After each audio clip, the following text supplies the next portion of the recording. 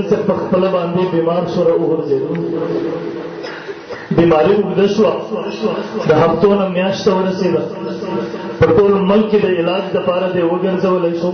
بهر ملک ته بوتلی شو ډاکټران په مرض باندې نه پوهېږي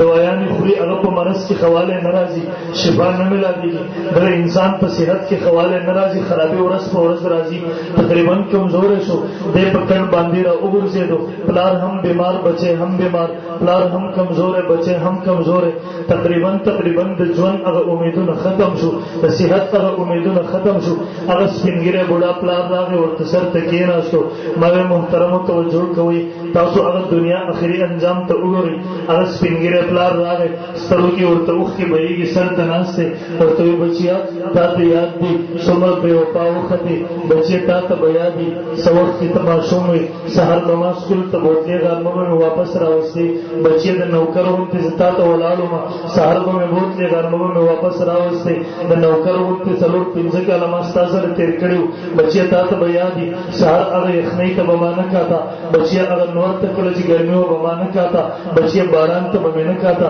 ته به مې بوتلې کله چې به ستا چوټي وشو واپس به زه تا سره نوکر او چوکیدار غوندې حاضر وم ما به واپس راوستې بچیه کله چې غټ شو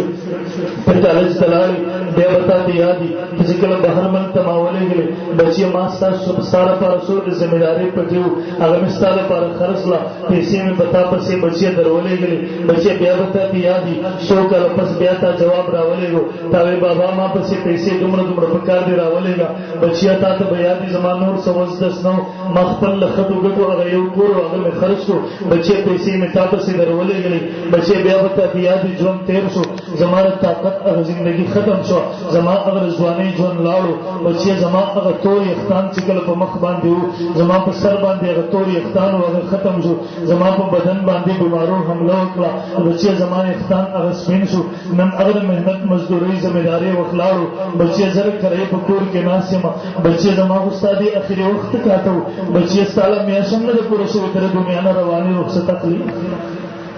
څومره بې وفا وختې پلار اوښکې صحیح بچي ته ناست دی هغه بچی مور ته راتاو شو سکرات الموت د ځنکدن مرحلې نه دي شروع بچی په سترګو کې مغټې غټې اوښکې بهېږي ورته راتاو شو ورته وایي بابا ستا دنیا ژوند تباه شو ستا دنیا ژوند برباد شو بابا دا دنیا څومره ژوند وي بابا دا دنیا به څو ورځې ژوند دي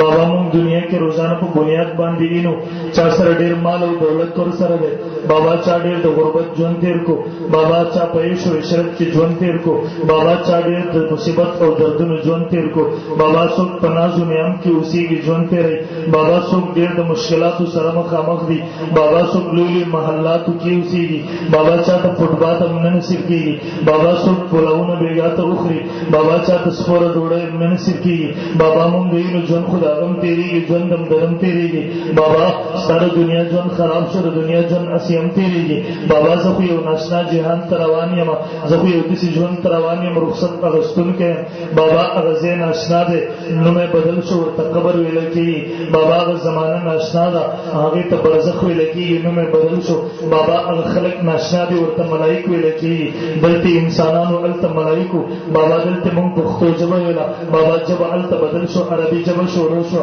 بابا ځای د وحشت کور دی بابا ځای د تیارۍ کور دی بابا ځای د یوازیوالي کور دی بابا دغه هر څه ناشنا دي زما خو دغه ډګرۍ په کار نه راځي زه به څه کوم ما خو دنیا هم تباه شو آخرت مې هم تباه شو بابا دا هغه ځای دی محترمو ما او تا پسې دغه مرحله را روانه ده ما او تا کې غواړو که نه غواړو دغه مرګ والا مرحله ما او تا پسې خامخا را روانه ده خوشحاله دی څوک خفه دی ورته څوک که غریب دی ورته څوک مالدار دی څوک که طاقتور دی څوک که کمزوری دی دغه مرحله پسې را روانه ده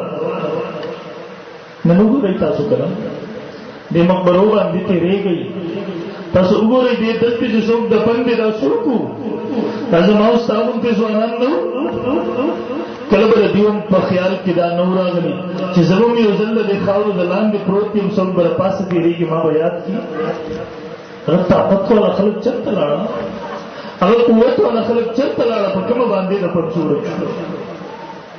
هغه طاقتور هم لاړو دا هغه یو صادره واغوستو